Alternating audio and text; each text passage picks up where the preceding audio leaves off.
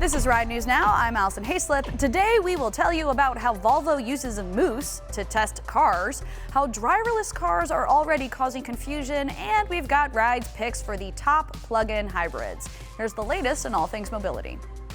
Did you know that Volvo runs a crash avoidance test based on dodging a moose in the road? It's true. The Swedish automaker has been conducting its famous moose test for decades now.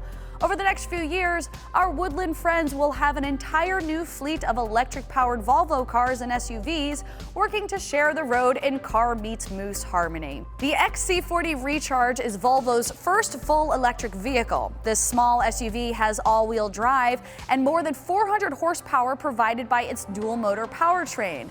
Range will likely be more than 200 miles per charge. By 2025, Volvo expects electrified variants of its entire lineup will make up the bulk of its sales. Better still, Volvo aims to become carbon neutral by using renewable energy, like solar power, at its factories. I mean, after all, not hitting a moose is nice, but making sure that happy moose has a green and leafy place to call home is even better. Okay, there are some big qualifications with this story, so bear with us while we wade through the facts. Despite some dramatic headlines, public sentiment about autonomous vehicles has been, let's call it, mixed. As recently as May, the American Automobile Association found that 71% of U.S. drivers said they'd be scared to ride in an autonomous car. But here's where it gets weird. Another recent study found that 77% believe autonomous cars will outperform humans by 2029. Wait, what? Well, it turns out the new survey was conducted by Ansys, an innovations company that handles embedded software and design optimization, among other autonomous-friendly things. Furthermore, it turns out the vast majority of tech-friendly cultures, like Japan and China, are accepting of autonomous technology. However, the fine print reveals that there is, in fact, some unsurprising uneasiness out there. A good chunk of British respondents got all mumbly-grumbly about self-driving tech. And 43% of people over 65 said they'd never ride in an AV. Although, with how long it's taking, they may have just been saying they wouldn't be alive to see the day. Bottom line, skim the details before you believe the headline. Plug-in hybrids are all the rage, right?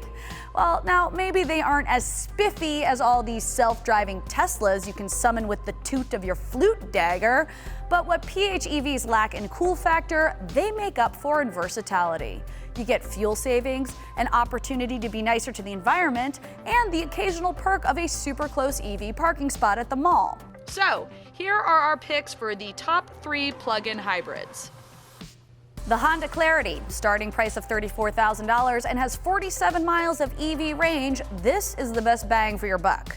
The BMW 530e iPerformance, pricey at $55,000 and only 16 miles of electric range. But what you're getting here is a performance car and an electric car in the body of a luxury sedan. And finally, the Chrysler Pacifica Hybrid. What better way to haul the kiddos around than in a juiced-up minivan? Starting price $41,000 and 32 all-electric miles. For details as to why we made these picks, as well as 3 plug-ins you don't want to drive, the full story is linked in the description. For more tech news, join us over at Ride.Tech and be sure to follow RideTechNews on your social platform of choice.